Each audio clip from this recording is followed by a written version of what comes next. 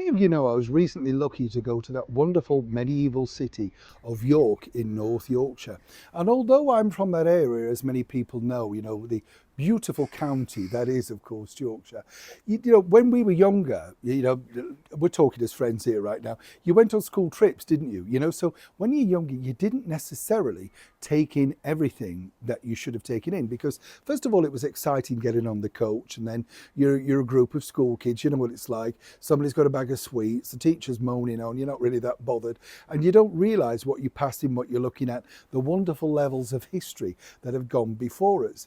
As I pointed out in a recent video, I didn't realise that York was the most haunted city, literally, in the United Kingdom. Now, I don't know about you, I've never felt the sort of presence, I'd love to know if you have, or you've seen anything like that. But, people say, oh, I walked past here and there was a definite sort of eerie presence about it. And I think, no, I've never felt that. And I've worked in hotels that have had haunted ladies and, ghosts being seen and people walking past and stuff.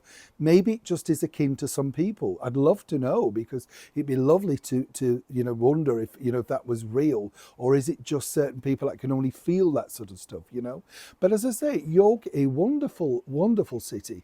And there are so many great things to do, because you look around and think, wow, I didn't know that. That's kind of interesting. And this particular thing I came across and I wanted to share it with you, because it just goes to show, really, just the dedication some people have. And I think also, when you look at it in the world of history, how difficult that must have been for this particular individual to, as we say today, stick their neck out to look after someone who was pillared, ready, and all that sort of thing, and finally executed. But consequently, at that point, this person was the genuinely only friend. Let me explain. Morning, nice to see you, chums. Thank you so much for your time today. If you look at this door apparently, this archway could tell, well, so many stories. And I've often said, you stand in these places and think, wow, it's hard to imagine what's gone on before. When you watch these things like of the Roman times, and York is just wonderful because there's so many sort of tributes to that particular era, going right back, of course, to the medieval times. You do feel a sense of history when you're there, because so many, when you look at the things that they built, they're still standing throughout all of those weathers, all of those wars, everything else that's gone on since. And you think, wow, how did they do all of that? How did they build the Minster, for instance, with a lack of things that we would have now, which would lifted the things at the top? How did they do it? And, sadly, how many lives did they lose along the way? Now, it's like this particular man, Sir Thomas Herbert, right? Now, you look at this plaque, and as you can see, it's literally steeped in history. He was a parliamentarian who then became very good friends with King Charles I. Now, unlike King Charles III, he wasn't particularly liked King Charles I, because I think it was probably, it's fair to say that it was a time when they could dictate a lot more. But what I find fascinating is, when I read more into this story, a lot of people, and you have to think about this, don't you? You didn't realise what the king looked like, because it wasn't, no era of like Queen Victoria, with the early sort of development of photography. So there were portraits. Now, portraits can wildly differ, as we know, because the artist will be told to make the person look slimmer, younger, richer, more coloured, all that sort of stuff. So when people did turn up, they were thinking, is this really the king? Because they had no idea. Now, Sir Thomas Herbert was, as I say, a parliamentarian who then became the keeper of the bedchamber for His Majesty King Charles I. Don't you like that title, keeper of the bedchamber? And apparently parts of his duties were to warm the bed.